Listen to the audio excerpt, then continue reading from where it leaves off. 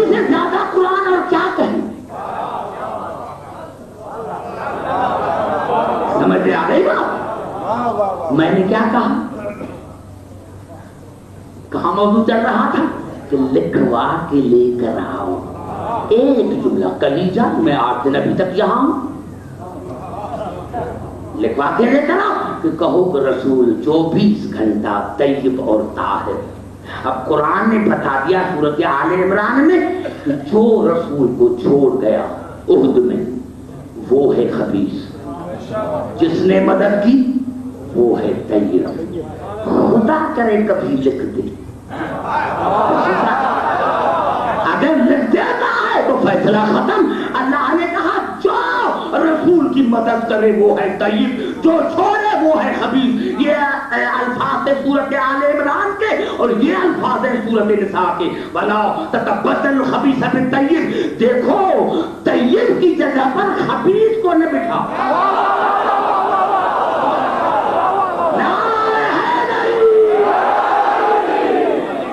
اور جملہ کیا قرآن فیصلہ کرے، اسی سے بڑھ کر اور قرآن کیا فیصلہ کرے کہ لکھتوں کے رسول 24 گھنٹہ طیب اور طاہر۔ اگر طیب اور طاہر ہے تو جو رسول کو چھوڑ گئے وہ ہے خبیث۔ اللہ نے کہا طیب کی جگہ پر خبیث کو نہ بٹھاؤ۔ اب دیکھو میدان جنگ میں کون ٹھہرا، کس نے مدد کی؟ رسول کی جگہ پر خبیث کو نہ بٹھائے۔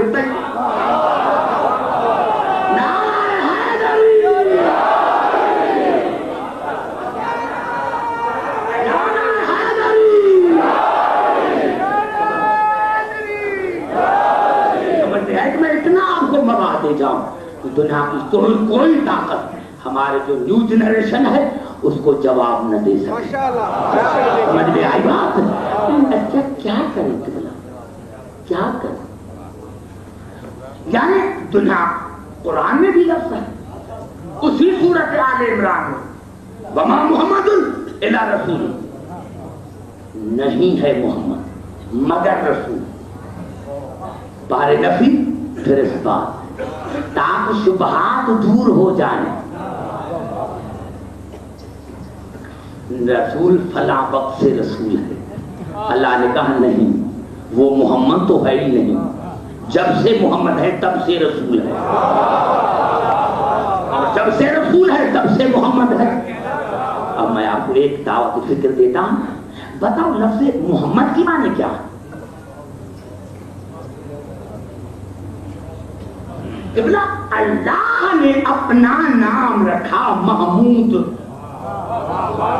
اور اس کا نام رکھا محمد۔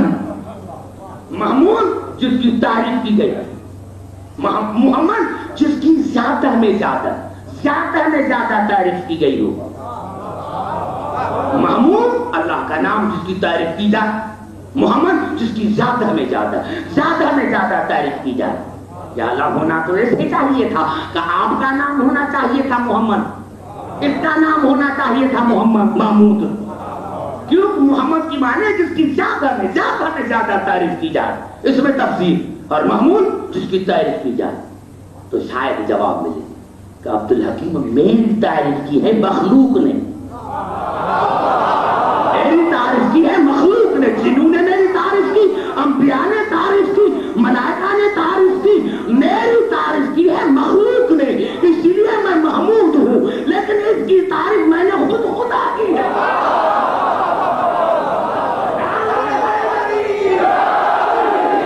سمجھ میں آئے گا بھائی؟ اس کی تعریف میں نے خود خدا کی ہے، خود خدا کی ہے۔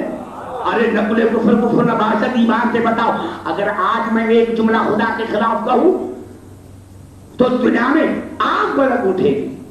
یہ کتنا دنیا کا مانا ہوا خطیب اللہ کے لیے ایسے جملے استعمال کرتا ہے۔ ارے ہاں وہ اللہ جس کی مخلوق نے تعریف کی، ارے وہ اللہ جس کی مخلوق نے تعریف کی، ارے وہ اللہ جس کی مخلوق نے تعریف کی، اسی سے میں ایک عیب نکالوں تو میں کافر ہوں، اور جس کی خدا اللہ نے تعریف کی اس کی عیب نکال دے اور پھر بھی اپنے آپ کو مسلمان کہنا۔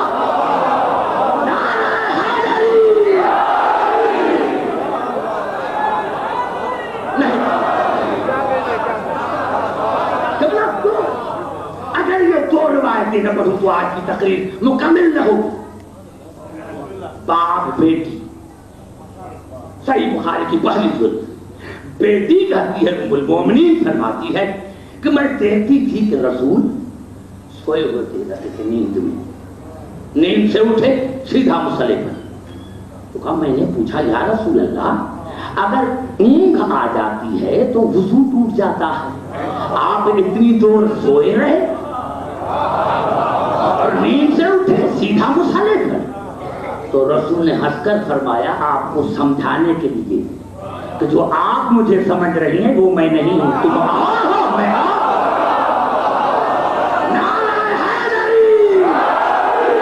قریب آ کر بات کرتا ہوں. بھائی گھبراتے تو نہیں ہیں؟ گھبراتے تو 3 گھنٹے پڑھوں گا, یہ بتا دوں آپ کو. سمجھو گے تو نعرہ حیدری. سمجھ میں آ رہی ہے بات؟ یہ ہے بیٹی کا کلام. اور باپ کیا فرماتے ہیں؟ باپ فرماتے ہیں کہ صحابہ نے مجھے تنگ کیا کہ کبھی ہمارا کھانا رسول کے ساتھ ہو. فرماتے میں نے 9 صحابی کو لیا, رسول کے خدمت میں آیا دوپہر کو. یا رسول اللہ یہ صحابی کہتے ہیں کہ ایک وقت کا کھانا ہم آپ کے ساتھ کھائیں. کہا بسم اللہ, جو ہے گھر میں. دسترخوان بچھایا گیا, کھانا لگ گیا. اب باپ فرماتے ہیں ام المومنین کے کہ جب کھانا آ گیا ہم کھانے کھا لگے تو رسول اس طرف بیٹھا تھا. کہا مکھیوں کی یہ بڑی عادت ہے. ویسے بھی آپ دیکھتے ہیں کہ یہ بنا کرائے بغیر کرائے جو سفر کرتی ہے یہ مکھی بڑی منحوس قوم ہے. آپ کار میں دیکھیں, ہوائی جہاز میں بغیر کرائے کی یہ سفر کرتی ہے. اور اتنی منحوس قوم ہے یہ, منحوس قوم ہے یہ کہ جس کا ذکر اللہ نے قرآن میں کیا ہے. میں نے کیا کیا کہ صحابہ کرام فرماتے ہیں اور ام المومنین کے والد کرام فرماتے ہیں کہ ہمیں مکھیوں نے بڑا تنگ کیا. کبھی ہمارے ناک پر, عادت ہی اس کی یہ ہے, عادت ہی اس کی میرا یہ ہے, یا ناک پر بیٹھتی ہے یا کان پر. کبھی ناک پر بیٹھنے لگی, کبھی ناک پر, کبھی کان پر, اور کبھی ہمارے کھانے پر.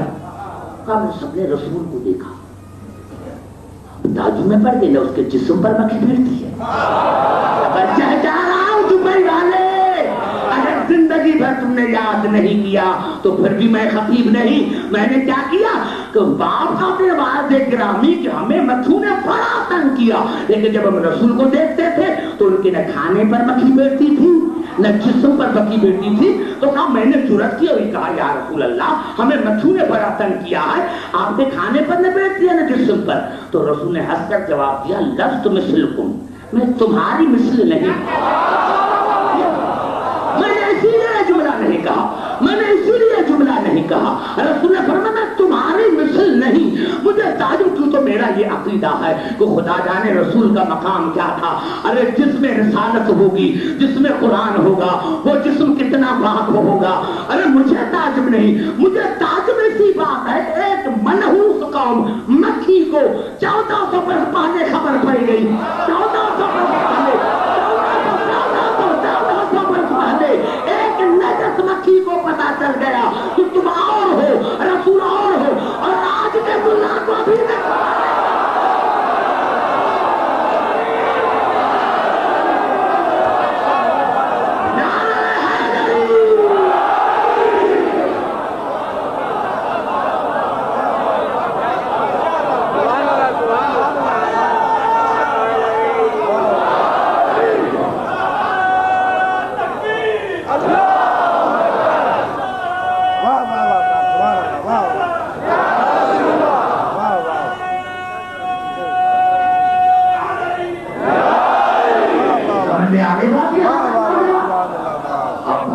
اتنی باتیں قرآن سے بڑھنے کی.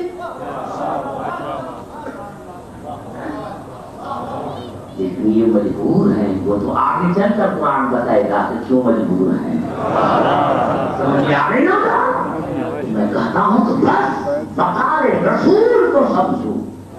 جب تمہیں وقار رسول سمجھ میں آ گیا, رسول کی عزت سمجھ میں آ گئی, اسی دن میں علی پر پڑھوں گا. پہلے رسول کو تو سمجھو, رسول کو سمجھائی نہیں. ہم کے ساتھ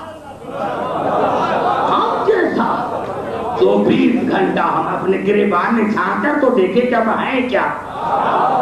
वो 20 घंटा 4 नजाफतें लेकर फिर रहे हैं और फिर भी कहते हैं कि हम रसूल जैसे। शर्म आनी चाहिए खुदा की कसम। ये तो मैं कल जब 22 आयतें पढ़ूंगा, 22 आयत का मकसद ये नहीं है 22 आयतें एक जुमले पर पढ़ूंगा तो और ज्यादा, लेकिन एक जुमले के लिए मैं 22 आयतें पढ़ूंगा। दुरूद पढ़े मोहम्मद।